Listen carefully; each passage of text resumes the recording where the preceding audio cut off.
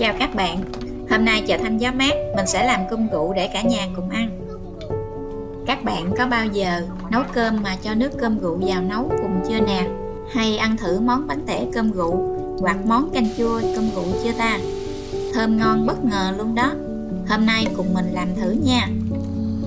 Buổi sáng nhìn mặt trời mọc đỏ rực, tai nghe tiếng gà gáy sáng thật là thư thái. Mùa này miền Tây bước vào mùa mưa, những lúc thời tiết thay đổi như thế này, ở nhà mình ai nấy đều dễ bị sụt sùi lắm. Nên thường mình sẽ làm món cơm rượu để cả nhà ăn cho ấm bụng, tăng sức đề kháng. Đi ra bụi chuối sau nhà, chặt mấy tàu lá chuối vô làm cơm rượu.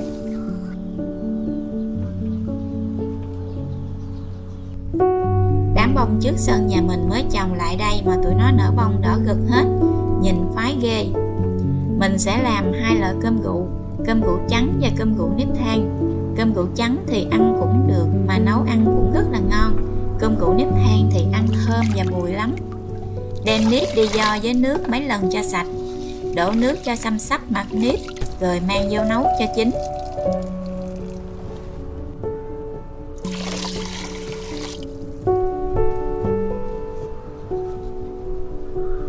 Nếp than cứng hơn nếp trắng, thời gian nấu lâu hơn nên mình sẽ đổ nước nhiều một chút xíu.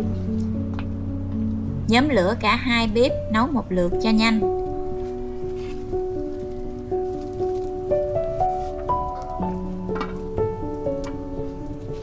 Trong lúc nấu nếp, mình sẽ đi đâm nhuyễn mấy viên men để ủ cơm rượu. Men này xốp lắm, nghiền nhẹ nhẹ là nhuyễn nhừ hết à. Cơm rượu này mình làm cứ 1 kg nếp thì xài 2 viên men. 2 nồi nếp cũng đã sôi. Nếp than thì chưa mềm lắm, nấu thêm một chút xíu nữa. Còn nếp trắng thì rút hết nước như vậy là được rồi đây. Nấu nếp làm cơm rượu thì mình không cần nấu quá chín. Nấu cho hạt nếp nở bung nhẹ là làm cơm rượu được rồi.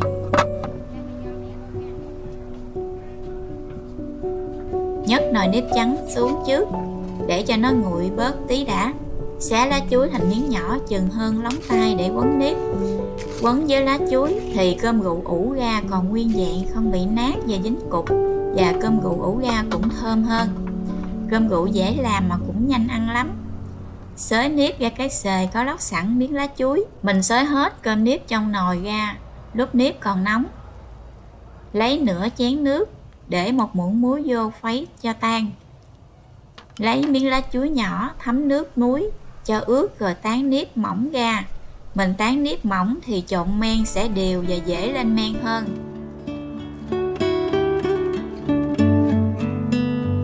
Tán nếp xong thì mình rắc men lên mặt nếp. Mình rắc đều hết hai mặt của xề nếp luôn. Mình rải men càng đều thì cơm rượu mình lên men càng ngon.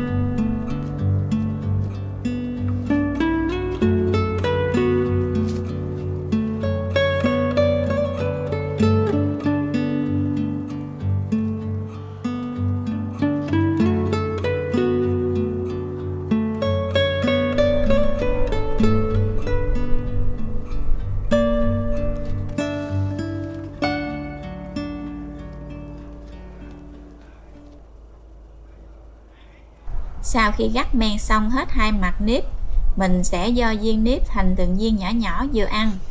Nước thấm tay mình cũng xài bằng nước muối. Tất cả các công đoạn mình đều xài bằng nước muối.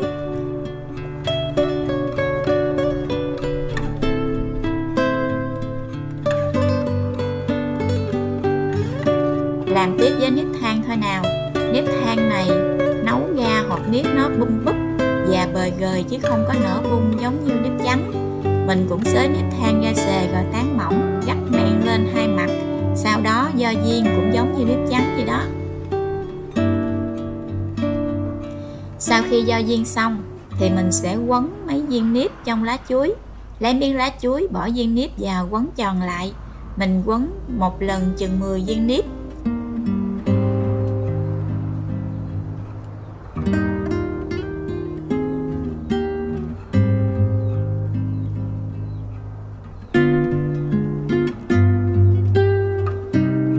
Quấn lá chuối xong thì mình cho nó vô cái thố. Mình quấn lần lượt hết nếp than với nếp trắng luôn.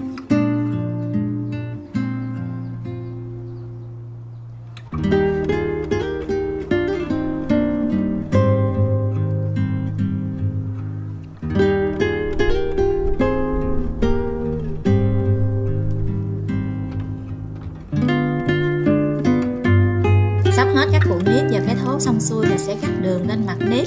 Một thố này mình cắt khoảng 2 muỗng đường cát trắng. Mình đậy kính nắp lại rồi lấy tấm vải chùm lên, ủ trong tối khoảng 3-4 ngày là cơm rượu của mình lên men ăn được rồi.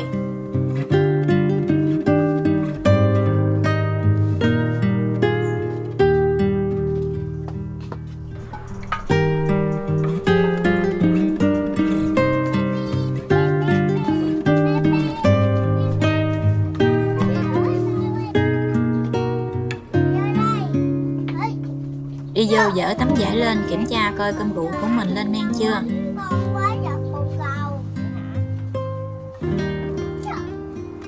Lá chuối đã chín ngả màu vàng vàng, mùi cơm rượu xộc lên mũi thơm thơm nồng ấm, thật là dễ chịu. Nhóc nhỏ nhà mình cũng thích ngửi mùi cơm rượu lắm nè. Gỡ hết lá chuối bỏ đi, mấy viên cơm rượu vẫn còn nguyên viên mềm mà không bị nát, ngon quá xá.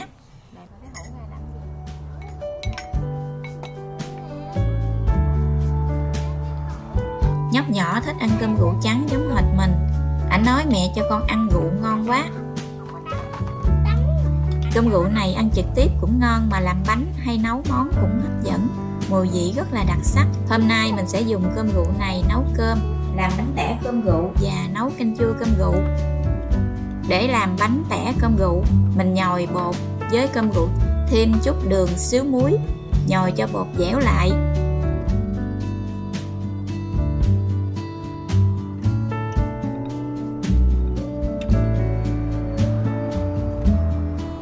Mình để bột khoảng 30 phút để cho nó nở. Sau đó mình sẽ đem đi nướng hoặc chiên lên.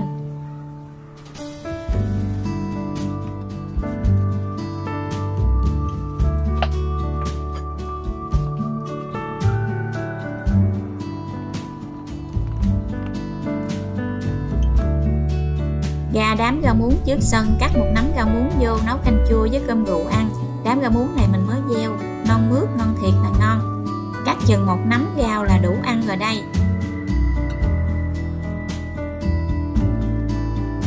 Hái thêm mấy đọt rau quế vô để bỏ vô nồi canh chua. Nấu canh chua cho thêm rau quế vô thì tô canh chua thơm lắm. Mình bắt tay vô nấu cơm cho cả nhà ăn thôi, do nồi cơm bắt lên trước đã.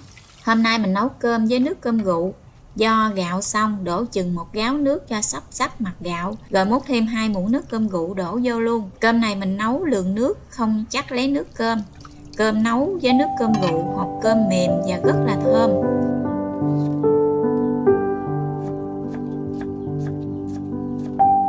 Mình sẽ nấu món canh chua cơm rượu. Bắt mở lên, khử tỏi cho thơm rồi cho cá vào đảo sơ, chế nước vào nấu cho cá chín. Bếp bên kia mình cũng phi mỡ thơm để cà vô xào.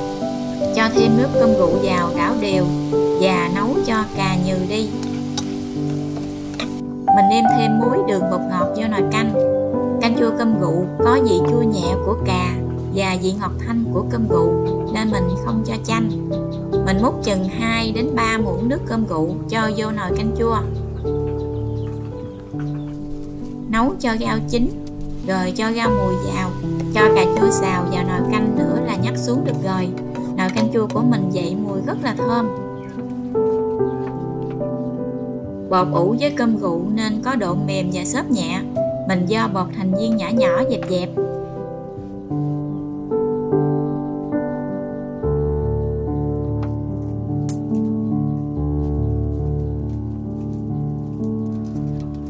Lửa nóng lên thì thả bột vào chiên cho vàng hết hai mặt. Bánh này nướng ăn cũng rất là ngon. Bánh đã chín vàng mình vớt ra dĩa và mang ra cho cả nhà ăn thôi. Canh chua cơm rượu có vị chua nhẹ nhàng của cà kết hợp với vị nồng thơm ngọt thanh của cơm rượu. Vị cá ngọt tự nhiên, ăn vô cùng lạ miệng và thơm ngon. Ăn tới đâu là mình cảm nhận được vị nồng ấm của cơm rượu đến đó. Bánh tẻ cơm rượu giòn xốp, thơm mùi cơm rượu, béo nhưng không bị ngán, rất là vừa miệng. Cơm rượu không chỉ là món ăn tốt cho sức khỏe mà còn là nguyên liệu để làm ra nhiều món ăn vô cùng lạ miệng và hấp dẫn. Cảm ơn các bạn đã theo dõi. Chúc các bạn có những phút giây thư giãn thật sự thoải mái. Xin chào tạm biệt.